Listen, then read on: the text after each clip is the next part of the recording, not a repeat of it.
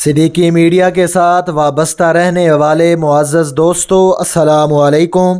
ناظرین، قوم سمود کون تھی اور حضرت صالح علیہ السلام کی اونٹنی کو کیوں قتل کیا گیا تھا؟ اللہ کے نبی حضرت صالح علیہ السلام نے ایک پتھر کی چٹان سے اونٹنی کیسے پیدا کی تھی اور قوم سمود پر کیا عذاب نازل کیا گیا؟ حضرت صالح علیہ السلام کا مزار اور قوم سمود کا مقام کہاں واقع ہے؟ یہی ہماری آج کی ویڈیو کا موضوع ہوگا۔ اس سے پہلے اگر آپ ہمارے چینل پر نئے ہیں تو ہمارے چینل صدیقی میڈیا کو ضرور سبسکرائب کریں، جہاں آپ کو قرآن و حدیث اور اسلامی تاریخ کی معلومات پر مبنی ویڈیوز ملتی رہیں گی۔ ناظرین، روایات کے مطابق آل سمود قوم عاد کے بعد آئی۔ یہ بھی انتہائی خوشحال اور مضبوط قسم کے لوگ تھے۔ وہ بستر پر بیماری کی حالت میں نہ مرتے تھے۔ وہ قوم اپنی خوشحالیوں کی وجہ سے تکبر میں مبتلا ہو کر کفر میں مزید پختہ ہو گئے۔ ایسے حالات میں اللہ نے اپنے نبی حضرت صالح علیہ السلام کو مبعوث فرمایا۔ قوم نے معجزہ طلب کیا۔ آپ نے قوم سے پوچھا، تمہیں کیسا معجزہ چاہیے؟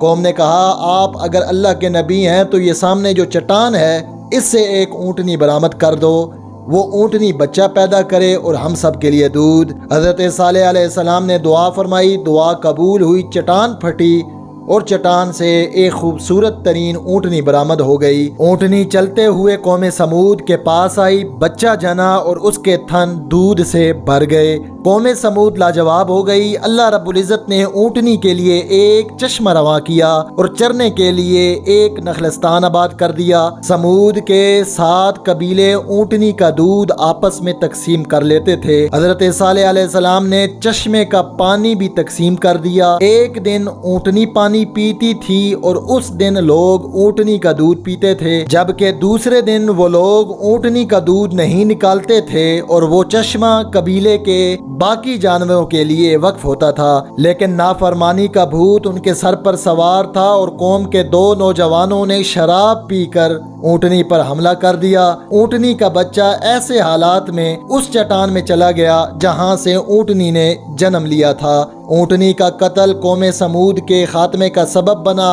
اللہ رب العزت نے 3 دن کا عذاب نازل کیا۔ پہلے دن ان کے چہرے سرخ تھے، دوسرے دن ان کے چہرے زرد ہو گئے اور تیسرے دن ان سب کے چہرے سیاہ ہو گئے۔ پھر شہر میں زلزلہ آیا اور قوم سمود صفحہ ہستی سے مٹ گئی۔ حضرت صالح علیہ السلام اپنے تقریباً 120 اصحاب کو لے کر دوسرے شہر نقل مکانی کر گئے۔ ناظرین، قوم سمود کہاں آباد تھی؟ اس بارے میں 2 روایات ہیں۔ پہلی روایت کے مطابق آل سمود سعودی عرب میں مدینہ منورہ سے 400 کلومیٹر کے فاصلے پر آباد تھی۔ یہ تبوک کا علاقہ ہے اور یہ حضرت صالح علیہ السلام کی نسبت سے مدائن صالح کہلاتا ہے اور وہاں پر آل سمود کے تعمیراتی آثار آج بھی موجود ہیں۔ ناظرین، حضرت صالح علیہ السلام قوم پر عذاب کے بعد حضرموت یا احقاف تشریف لے آئے تھے۔ یہ علاقہ اس وقت یمن اور آج عمان کا حصہ ہے